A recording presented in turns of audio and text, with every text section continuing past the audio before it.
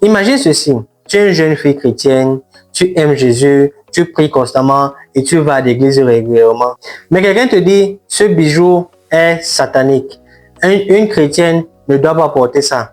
Ce bijou a un symbole spirituel très dangereux. Et tout à coup, tu commences à avoir peur. Tu commences à te poser des questions et tu te demandes si tu n'es pas peut-être en train d'ouvrir une porte spirituelle contre ta vie sans même le savoir. Aujourd'hui, on va essayer de répondre à cette question qui m'a été posée par une abonnée. Et aujourd'hui, je vais m'appuyer sur l'histoire et sur la parole de Dieu pour pouvoir nous donner des indications claires quant à ce bijou que nous portons généralement au pied et savoir si c'est quelque chose de dangereux, de satanique ou tout simplement si c'est quelque chose qui peut nous éloigner hors de la volonté de Dieu pour nos vies.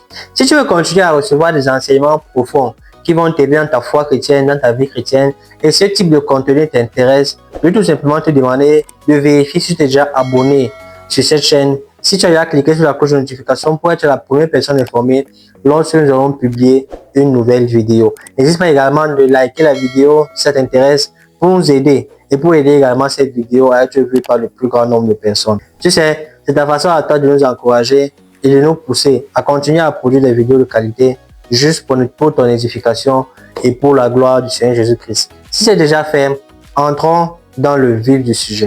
Pour comprendre ce sujet, nous devons voyager dans le temps, très loin dans le temps. Nous sommes il y a plus de 4000 ans dans les palais de Pharaon. Les femmes nobles portaient des bijoux aux pieds.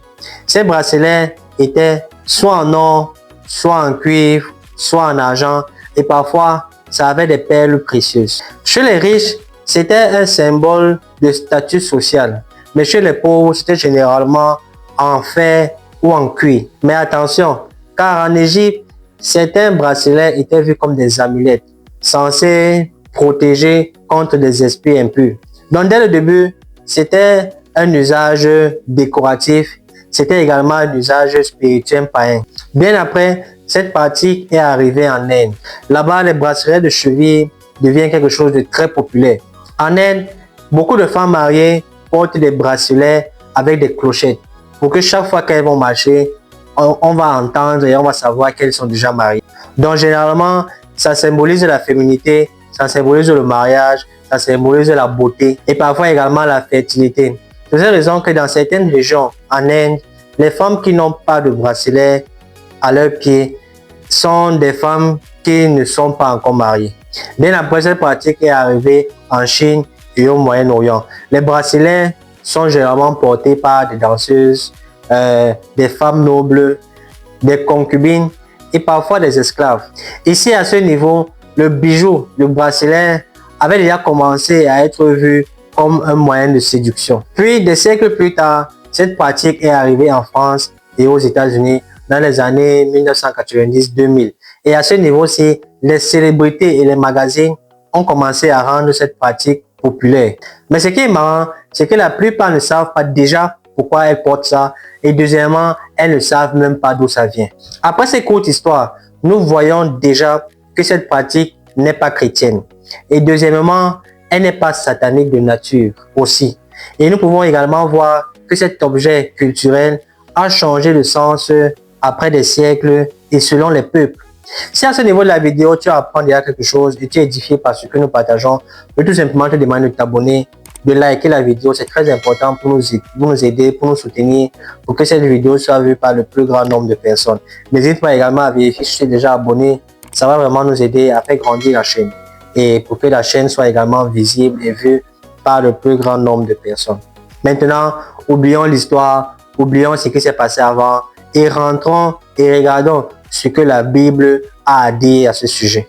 Dans Ésaïe 3, verset 16 à 20, la Bible dit, l'Éternel dit, parce que les filles de Sion sont orgueilleuses et qu'elles marchent le cou tendu et les regards effondrés, parce qu'elles vont à petits pas et qu'elles font résonner les boucles de leurs pieds.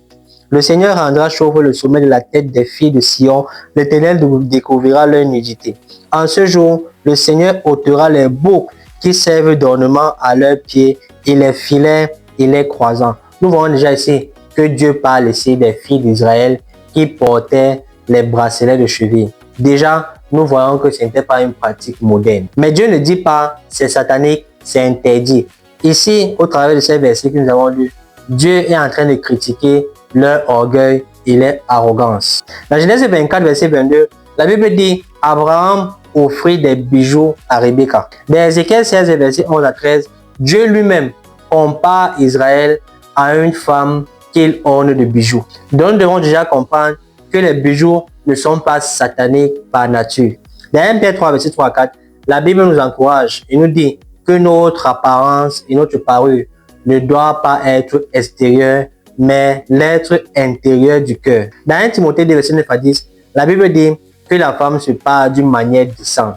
La Bible ne dit pas ne portez plus les bijoux, mais la Bible dit que votre apparence ne nuise pas à votre foi. Ne faites pas de votre apparence votre identité. Tu comprends que Dieu ne combat pas les bijoux, mais Dieu combat l'idolâtrie de l'apparence. Voici la partie intéressante et importante de cette vidéo, la motivation de ton cœur. Je vais te poser la question, pourquoi je porte ce bracelet? Est-ce que c'est pour être belle?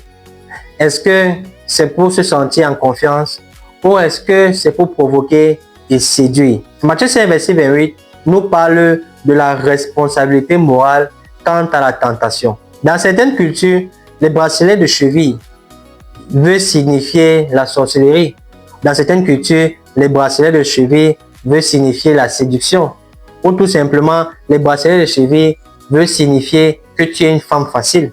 Mais dans d'autres cultures également, c'est juste un objet décoratif. Dans 1 Corinthiens 10, verset 23, la Bible dit « Tout m'est permis, mais tout n'est pas utile ».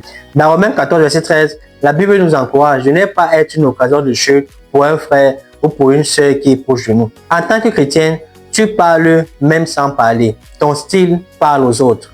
Ton vêtement parle également. Tes bijoux parlent aussi. La vraie question que tu dois te poser, ce n'est pas est-ce que je dois le faire ou pas. La vraie question que tu dois te poser, c'est quel message je veux donner, quel exemple je veux être. Alors, est-ce un péché de porter un bracelet de cheville? La réponse, c'est non. La Bible ne l'interdit pas. Mais la Bible nous appelle à la sagesse, à la modestie, à la conscience et surtout à l'amour. Tu peux le porter, tu peux ne pas le porter. Ta décision sera prise en fonction de ta conscience éclairée par la parole de Dieu que tu connais. Parce qu'au final, Dieu ne regarde pas ton pied, il regarde à ton cœur. J'espère que tu as été béni par cette courte vidéo. N'hésite pas de t'abonner, de liker et de partager cette vidéo à beaucoup plus de personnes, à des sœurs chrétiennes qui veulent également savoir à ce sujet. N'hésite pas également d'aller regarder les vidéos qui vont s'afficher juste ici et je crois que par la grâce de Dieu, tu seras béni et édifié. Que le Seigneur te garde et te préserve. Et moi, je te dis à très vite pour une autre vidéo. Prends bien soin de toi et la paix sur toi. Shalom.